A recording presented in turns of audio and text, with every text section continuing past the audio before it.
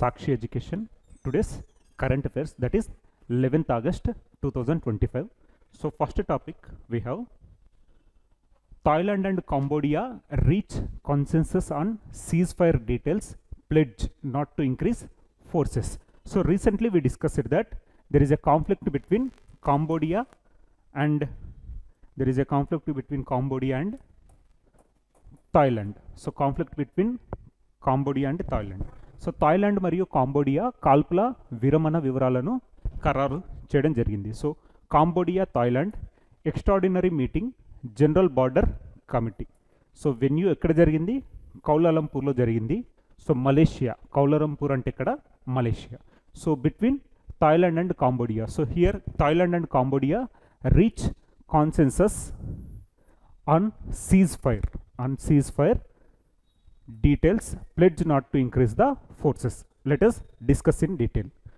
So Thailand and Cambodia sign a ceasefire agreement in Kuala Lumpur. So venue ekkada jarigindi, even though it is a ceasefire agreement between Thailand and Cambodia, venue vachesi manaku Kuala Lumpur ante Malaysia, agreeing to halt all the weapon use, maintain troop levels and ensure human treatment of captives.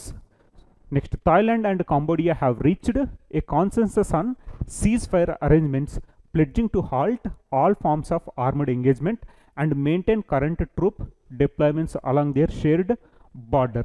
So the agreement was formalized during an extraordinary general border committee, that is GBC, extraordinary general border committee meeting hosted by Malaysia's Ministry of Defense. So here Malaysia as a mediator between Thailand and Cambodia. So Thailand and Cambodia signed a ceasefire agreement in Kuala Lumpur. Next, the meeting was attended by senior defense officials from both countries, that is Cambodia and Thailand, with the United States, China, Malaysia participating as third party observers. So here ceasefire agreement between Thailand and Cambodia. So third party lage ఎవరెవరు attend అయ్యారు? We have United States, China and Malaysia. So recently we discussed that Preah Vihar. So there is a temple called Preah Vihar temple, conflict between Cambodia and Thailand. So అదే విధంగా they also have the border disputes Thailand and Cambodia. So here ceasefire agreement in order to keep a neutralization to the all the conflicts, ceasefire between Thailand and Cambodia. So venue వచ్చేసి Kuala Lumpur, Malaysia. Third party mediators ఎవరు అంటే USA, China and Malaysia. So Thailand and Cambodia conflict. Next, Thailand మరియు కాంబోడియా కౌలాలంపూర్లో కాల్పుల విరమణ ఒప్పందంపై సంతకం చేయడం జరిగింది. అన్ని ఆయుధాల వాడకాన్ని నిలిపివేయడానికి, దళాల స్థాయిలను నిర్వహించడానికి మరియు బందీల పట్ల మానవీయంగా వ్యవహరించేలా చూడడానికి అంగీకరించాయి. సో ఇక్కడ ఏంటంటే ఎవరన్నా బందీలుగా పట్టుబడ్డప్పుడు కూడా వాళ్ళను మానవతా దృక్పథంతో వీళ్ళేంటి అంటే చూసుకునేలాగా ఈ అంగీకారాలు కుదరడం జరిగాయి. ఎవరెవరికి? Thailand and Cambodia. So Thailand మరియు కాంబోడియా కాల్పుల విరమణ ఏర్పాట్లపై ఏకాభిప్రాయానికి వచ్చాయి. అన్ని రకాల సాయుధ కార్యకలాపాలను నిలిపివేసి వారి ఉమ్మడి సరిహద్దులో ప్రస్తుత దళాల మోహరింపులను కొనసాగించాలని ప్రతిజ్ఞ చేశాయి. మలేషియా రక్షణ మంత్రిత్వ శాఖ. సో ఇక్కడ మలేషియా రక్షణ మంత్రిత్వ శాఖ నిర్వహించిన అసాధారణ జనరల్ బోర్డర్ కమిటీ సమావేశంలో ఈ ఒప్పందం అధికారించబడింది. సో వెన్యూ వచ్చేసి మనకేంటి? మలేషియా. సో ఈ సమావేశంలో రెండు దేశాల నుంచి సీనియర్ రక్షణ అధికారులు పాల్గొన్నారు. అమెరికా, చైనా మరియు మలేషియా మూడవ పార్టీ పరిశీలకులుగా పాల్గొన్నారు. సో ఇక్కడ వచ్చేసి ఏంటంటే మెయిన్గా ఈ ఒప్పందం, కాల్పుల విరమణ ఒప్పందం ఎవరెవరికి? థాయిలాండ్ అండ్ కాంబోడియాకు సంబంధించింది. మనకు వచ్చేసి వేదిక ఇక్కడ కౌలాలంపూర్, మలేషియా. సో వీళ్ళ మధ్య మధ్యవర్తిత్వంలాగా ఉన్నది ఎవరు? America, China and Malaysia. So last ఒక 1 month బ్యాక్ ఏంటి అంటే ప్రెహ్ విహార్ అనే ఒక శివాలయానికి సంబంధించిన సరిహద్దు కాన్ఫ్లిక్ట్ కూడా మనకు థాయిలాండ్ అండ్ కాంబోడియా మధ్యలో చూడడం జరిగింది. అదేవిధంగా వాళ్ళకి ఏంటంటే సరిహద్దు వివాదాలు కూడా చాలా కాలంగా కొనసాగుతున్నాయి థాయిలాండ్ అండ్ కాంబోడియా మధ్యలో. సో ఇప్పుడు వచ్చేసి కాల్పుల విరమణ ఒప్పందం between Thailand and Cambodia. Venue వచ్చేసి మనకు Kuala Lumpur. So ceasefire agreement between Cambodia and Thailand. So next we have Azerbaijan and Armenia. So మళ్ళీ ఇక్కడ 2 countries Azerbaijan and Armenia sign a landmark peace agreement at the White House with Donald Trump. So ఇక్కడ same Azerbaijan and Armenia వీళ్ళు కూడా ఒక piece treaty. ఇక్కడ వచ్చేసి mediator ఎవరంటే USA, Donald Trump. యుఎస్ఏకి సంబంధించిన డొనాల్డ్ ట్రంప్ వచ్చేసి as a mediator.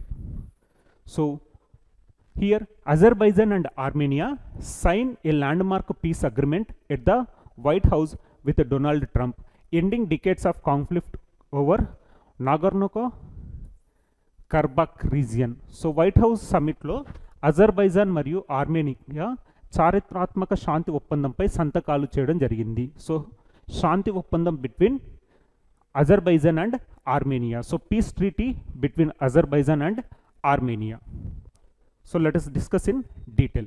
So Azerbaijan and Armenia sign a landmark peace agreement at White House with Donald Trump ending decades of conflict over Nagorno and Karabakh.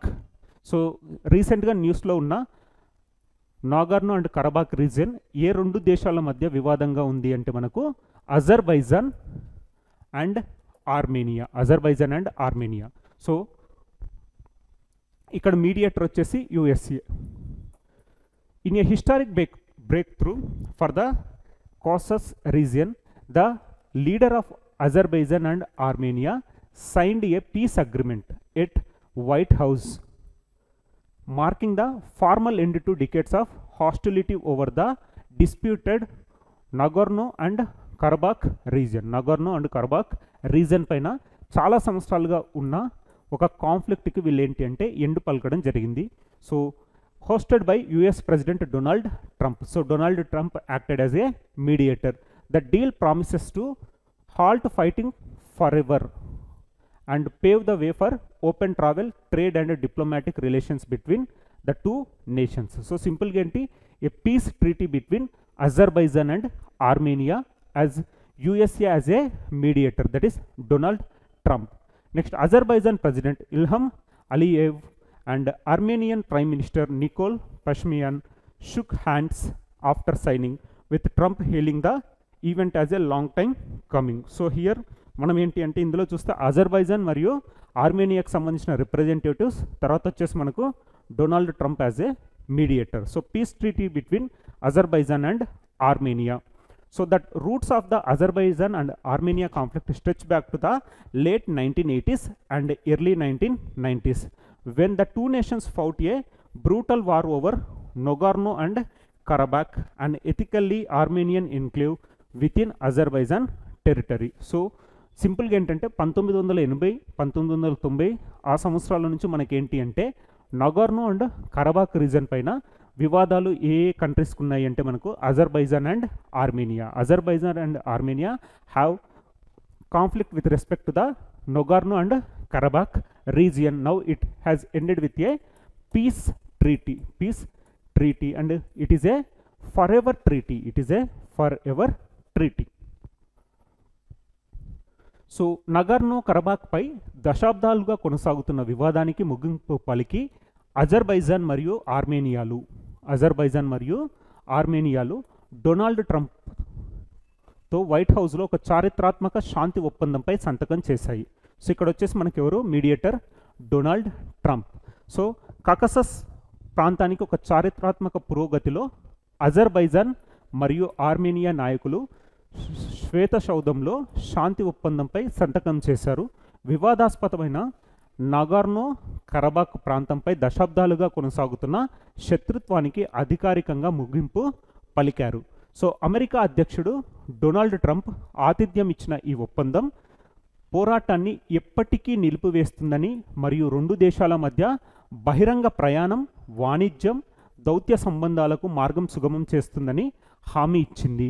Next, సంతకం చేసిన తర్వాత Azerbaijan అధ్యక్షుడు ఇల్హం Aliyev మరియు Armenian ప్రధానమంత్రి Nicole పషియన్ కరాచలనం చేసుకున్నారు. Trump ఈ కార్యక్రమాన్ని చాలా కాలం నుండి వస్తున్నది మరియు చారిత్రాత్మకమైనదని ప్రశంసించారు. సో ఇక్కడ ఏంటంటే మనకు నగర్నో కరబాఖ్పై వివాదం ఏ రెండు దేశాలకు ఉంది అంటే అజర్బైజాన్ మరియు ఆర్మేనియా. సో ఇది ఒక శాంతి ఒప్పందంతో దీనికి ముగింపు పలకడం జరిగింది. శాంతి ఒప్పందంతో ముగింపు పలకడం జరిగింది. సో ఇటీవల చర్చలలో కీలకమైన అంశం నక్చివస్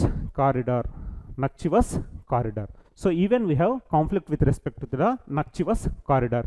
ఇది అజర్బైజాన్ ప్రధాన భూభాగాన్ని దాని స్వయం ప్రతిపత్తి నక్చివస్ ఎక్స్క్లేవ్తో అనుసంధానిస్తుంది. ఇది ఆర్మేనియన్ భూభాగంతో వేరు చేయబడింది. అజర్బైజాన్ చాలా కాలంగా రవాణా లింక్ కోసం ప్రయత్నిస్తుంది. అయితే ఆర్మేనియా అలాంటిది ఏదైనా మార్గంపై నియంత్రణను కొనసాగించాలని పట్టుబడింది. సో సింపుల్గా మనకు నగర్నో కరబాక్ రీజన్ పైన దశాబ్దాలుగా కొనసాగుతున్న వివాదానికి శాంతి ఒప్పందం ద్వారా ముగింపు పలకడం జరిగింది between Azerbaijan and Armenia. So another reason ఇంకొకటి ఏంటి, నక్చివస్ corridor.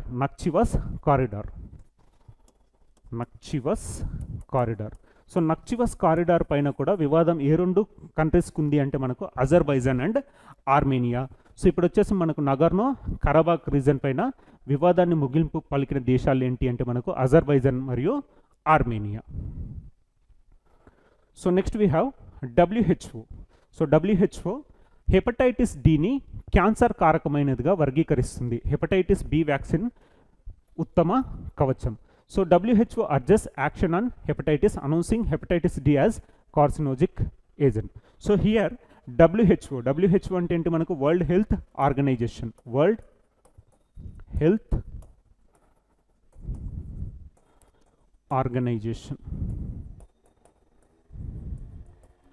So World Health Organization ఎప్పుడైనా ఏదైనా డిసీజ్ పైన వాళ్ళు అలర్ట్ ప్రకటిస్తే అది మనకు ఎగ్జామినేషన్ పాయింట్ ఆఫ్ లో చాలా ఇంపార్టెంట్. సో ఇప్పుడు వచ్చేసి WHO adjust action on hepatitis announcing hepatitis D as carcinogenic. Hepatitis డిని వీళ్ళేంటి అంటే ఒక క్యాన్సర్ కారకంగా గుర్తించడం జరిగింది. సో అసలు హెపటైటిస్ అంటే ఏంటి, సో ఇది క్యాన్సర్ కారకంగా ఏ విధంగా గుర్తించారో let us discuss in detail. So WHO places hepatitis D as cancer threat. So hepatitis D వలన క్యాన్సర్ థ్రెట్ ఉంది అని చెప్పేసి WHO ప్రకటించడం జరిగింది. So the World Health Organization that is WHO has officially classified hepatitis D as carcinogen or cancer causing virus. So here hepatitis అనేది ఏంటి అంటే మనకు ఒక viral disease. Hepatitis is associated with virus. Hepatitis is associated with virus.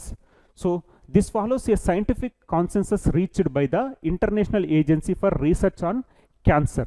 So that is IARC. So ఇక్కడ మనకు గుర్తు వచ్చిన institutions ఏంటి, WHO ఒకటి, ఇంకొకటి IARC that is International Agency for Research and Cancer. So headquarters వచ్చేసి మనకి ఇక్కడ ఫ్రాన్స్లో ఉంది. హెడ్ క్వార్టర్స్ వచ్చేసి France. Which cited strong evidence in a recent Lancet Oncology study. So ఇక్కడ WHO మరియు IARC సంయుక్తంగా ప్రకటించింది ఏంటి అంటే the decision underlines the urgent need to strengthen hepatitis prevention strategies especially in countries like India where vaccine coverage is still below expectations. So సింపుల్గా మనకి ఏంటి అంటే WHO రీసెంట్గా హెపటైటిస్ డిని ఒక క్యాన్సర్ ఏజెంట్గా గుర్తించడం జరిగింది. సో హెపటైటిస్ అనేది ఏంటి అంటే మనకు వైరస్ రిలేటెడ్ వ్యాధి. సో అందులో హెపటైటిస్ డి. సో మనకి hepatitis A, B, C, D E మొత్తం 5 రకాల హెపటైటిస్ ఉంటాయి. అందులో హెపటైటిస్ డి వచ్చేసి మనకి ఏంటి అంటే క్యాన్సర్ కారకం. సో హెపటైటిస్ బి వచ్చిన వాళ్ళకు హెపటైటిస్ డి వలన మనకు క్యాన్సర్ కారకం ఉంటుంది. So first hepatitis A, B, C, D E ఉంటాయి. మొత్తం 5 రకాల హెపటైటిస్ ఉంటాయి. అందులో హెపటైటిస్ బి తీవ్రమైనది. సో దీని ద్వారా సంభవించేది మనకు hepatitis D.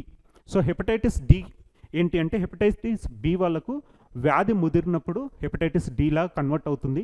So hepatitis D is a cancer carcinogenic agent అని చెప్పేసి WHO గుర్తించడం జరిగింది. సో ప్రపంచ ఆరోగ్య సంస్థ అధికారికంగా హెపటైటిస్ డిని క్యాన్సర్ కారక వైరస్గా వర్గీకరించింది. సో ఇటీవల లాన్సెట్ ఆంకాలజీ అధ్యయనంలో బలమైన ఆధారాలను ఉదహరించిన International Agency for Research on Cancer. So headquarters వచ్చేసి మనకి ఇక్కడ ఫ్రాన్స్. సో కుదిరిన శాస్త్రీయ ఏకాభిప్రాయాన్ని అనుసరించి ఇది జరిగింది. సో ముఖ్యంగా భారతదేశం వంటి దేశాలలో టీకా కవరేజ్ ఇప్పటికీ అంచనాల కంటే తక్కువగా ఉన్నందున హెపటైటిస్ నివారణ వ్యూహాలను బలోపేతం చేయవలసిన తక్షణ అనుసరాన్ని ఈ నిర్ణయం నొక్కి చెబుతుంది. సింపుల్గా ఏంటి అంటే WHO recently identified hepatitis D as carcinogen or cancer causing virus. So ఇక్కడ మనం గుర్తుంచుకోవాల్సిన ఇన్స్టిట్యూషన్స్ రెండు. WHO established on April 7, 1948, headquarters వచ్చేసి Geneva, Switzerland. Whereas IARC established in the year 1965, headquarters వచ్చేసి మనకు Lyon, that is located in France. So May 20, 1965. May 20, 1965. So next we have National Handloom Day. National Handloom Day.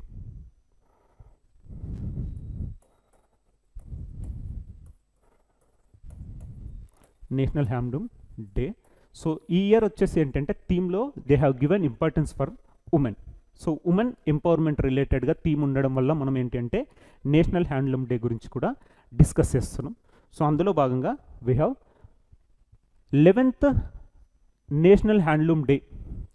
11th national Handloom day, A tribute to India's rich tradition of weaving the countless artisans who continue to preserve it. So here ఏంటి అంటే handloom is associated with weaving and artisans. So చేతి వృత్తుల వాళ్ళు, చేనేత వాళ్ళని మనం ఏమంటున్నాం అంటే హ్యాండ్లూమ్స్ అంటున్నాం. So observed every year on 7th August. So every year 7th August is considered as 7th August is considered as National Handloom day. National Handloom day. So here handloom is associated with weaving and the countless artisans who continue the preserve it.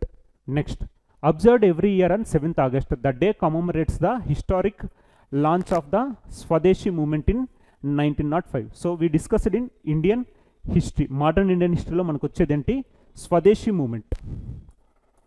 Swadeshi movement లేదా మనం ఏమంటున్నాం Vande Mataram movement. Vande Mataram movement. So Swadeshi movement is also known as Vande Mataram movement. So which is launched against the division of Bengal. Division of Bengal. Division of బెంగాల్కి అగెనిస్ట్గా launch చేసిన ఉద్యమం ఏంటి మనకు? Swadeshi movement or Vande Mataram movement. ఆ టైంలో ఉన్న వైస్ రాయ్ వచ్చేసి మనకి ఎవరు? కర్జన్. వైస్ రాయ్ వచ్చేసి Curzon. So this year national Handloom day 2025 is celebrated with the theme handlooms empowering women, empowering the nation. So handloom empowering women and empowering the nation. So highlighting the crucial role of women weavers in preserving the cultural heritage and fostering economic growth. So National Handloom Day observed every year on 7th August in commemorative of Swadeshi movement, because Swadeshi movement launch ayindi ippudu August 7, 1905. August 7, 1905 లో మనకి ఏమొచ్చింది? Swadeshi movement, that is also known as Vande Mataram movement. So in commemorative of Swadeshi movement మనకు వచ్చేసి 7th August is observed as National Handloom Day. So the observance of National Handloom Day was officially launched on 7th August 2015. So first National Handloom Day వచ్చేసి మనకి ఎప్పుడు? 7th August 2015 by Prime Minister Narendra Modi to reforming India's commitment to its artisan communities and textile legacy. So in order to continue the textile legacy మనం August 7th observed as National Handloom Day. It is also commemorative of launch of Swadeshi movement that is launched on August 7th, 1905. So 11వ జాతీయ చేనేత దినోత్సవం భారతదేశ గొప్ప నేత సాంప్రదాయానికి మరియు దానిని కాపాడుతున్న లెక్కలేనన్ని కళాకారులకు నివాళి. సో ప్రతి సంవత్సరం ఆగస్టు 7న ఈ దినోత్సవాన్ని జరుపుకుంటాము. 1905లో భారతీయులు విదేశీ వస్త్రాలను బహిష్కరించి స్వదేశీ చేనేత రంగాన్ని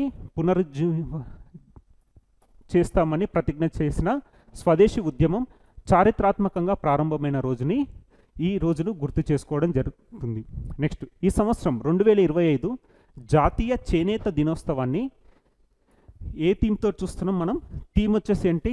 handlooms empowering women and empowering nation. So theme వచ్చేసి ఎప్పుడు అంటే ఇంగ్లీష్లోనే గుర్తుపెట్టుకోండి. థీమ్ వచ్చేసి ఫోకస్ ఆన్ ఇంగ్లీష్, బికాజ్ మనకి ఎగ్జామినేషన్లో ఏంటంటే థీమ్ అనేది handloom empowering women empowering the nation అనేది కూడా వాళ్ళు తెలుగులోనే ఇస్తారు. హ్యాండ్లూమ్స్ అని మనకు తెలుగులోనే handlooms empowering women empowering the nation అని చెప్పేసి ఎగ్జామినేషన్లో ఇలాంటి థీమ్స్ అన్నీ మనకు ఇంగ్లీష్లోనే ఇవ్వడం జరుగుతుంది. కాబట్టి ఆ థీమ్స్ని మనం ఏంటంటే తర్జుమా చేయకుండా డైరెక్ట్గా ఇంగ్లీష్లోనే నేర్చుకుంటే మనకి ఎగ్జామినేషన్లో ఈజీగా గుర్తుండే అవకాశం ఉంటుంది. నెక్స్ట్ బెంగాల్ విభజనకు బ్రిటిష్ ప్రభుత్వం తీసుకున్న నిర్ణయానికి వ్యతిరేకంగా శాంతియుత నిరసనగా 1905 ఆగస్టు 7న ప్రారంభించబడిన స్వదేశీ ఉద్యమంతో అనుసంధానించడానికి ఈ తేదీని ఎంపిక చేయడం జరిగింది. సో ఈ ఉద్యమం భారతీయులు స్థానికంగా తయారైన వస్తువులను, ముఖ్యంగా చేతితో నేసిన బట్టలను ఆర్థిక ప్రతిఘటన మరియు జాతీయ గర్వం యొక్క రూపంగా స్వీకరించమని ప్రోత్సహించడం జరిగింది. సో భారతదేశం తన చేతి వృత్తుల సంఘాలు మరియు వస్త్ర వారసత్వం పట్ల నిబద్ధతను పునరుద్ఘాటించడానికి జాతీయ చేనేత దినోత్సవాన్ని ఆగస్టు 7, 2015న ప్రధానమంత్రి నరేంద్ర మోడీ అధికారికంగా ప్రారంభించారు. సో ఆగస్టు 7, 1905లో మనం చూసింది ఏంటి? వందే మాతరం మూమెంట్ ఆర్ స్వదేశీ ఉద్యమం. So Vande Mataram movement or Swadeshi ఉద్యమం. సో బెంగాల్ బెంగాల్ వచ్చేసి eastern Bengal and western Bengal లాగా డివైడ్ చేయాలి అని బ్రిటిష్ వాళ్ళు భావించడం జరిగింది. అప్పుడున్న వైస్రాయ్ వచ్చేసి కర్జన్. సో ఈ బెంగాల్ విభజనకు అగెనిస్ట్గా మనం తీసుకొచ్చిన మూమెంట్ని మనం ఏమంటున్నాం? స్వదేశీ మూమెంట్ అన్నాము. దానినే మనం ఏమంటున్నాం అంటే వందే మాతరం మూమెంట్ అనడం కూడా జరిగింది. సో ఇక్కడ వచ్చేసి ఏంటంటే boycott of foreign goods. So boycott of foreign goods చూసాం. తర్వాత వచ్చేసి ఇక్కడ ఏంటి? ఖాదీ. సో మనం స్వదేశీ వస్త్రాలను ఎక్కువగా ప్రోత్సహించడం జరిగింది. So in commemorative of Swadeshi movement August 7 is observed as National Handloom Day. This year theme వచ్చేసి మనకి ఏంటి? Handlooms empowering women empowering the nation. So next Asia's longest freight train Rudrastra. So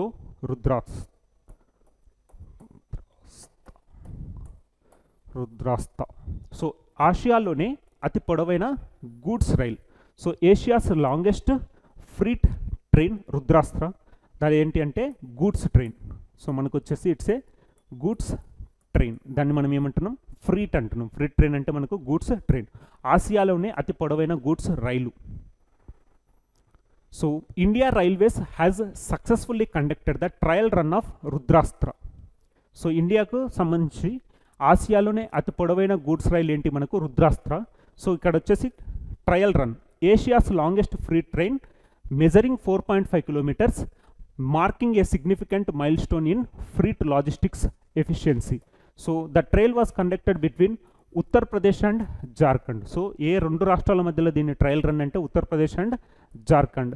Rudrastra is 4.5 kilometer long free train. అంటే ఈ length ఎంత ఉంటుంది మనకు? 4.5 kilometers. Next created by combining 6 standard rakes into one operational unit. It is the India's longest freight train and among the longest in Asia. So ఇండియాలోనే కాదు, ఏషియాలోనే longest goods train. So organisations involved developed and operated by Indian Railways, specifically the Pandit Deen Dayal Upadhyaya division of the East Central Railway. So trial run coordinated with the Dhanbad division for operational integration. So సింపుల్గా మనకి ఏంటి అంటే ఇండియాలోనే కాకుండా ఏషియాలోనే అతి పొడవైన goods రైలు వచ్చేసి మనకు ఉత్తరప్రదేశ్ జార్ఖండ్ మధ్యలో ట్రయల్ రన్ చేస్తూ న్యూస్లో ఉండడం జరిగింది. So Asia's longest free train by the name Rudrastra, పేరు వచ్చేసి మనకేంటి రుద్రాస్త్ర. ఇది వచ్చేసి ఏంటి ఆసియాలోనే అతి పొడవైన గూడ్స్ రైల్.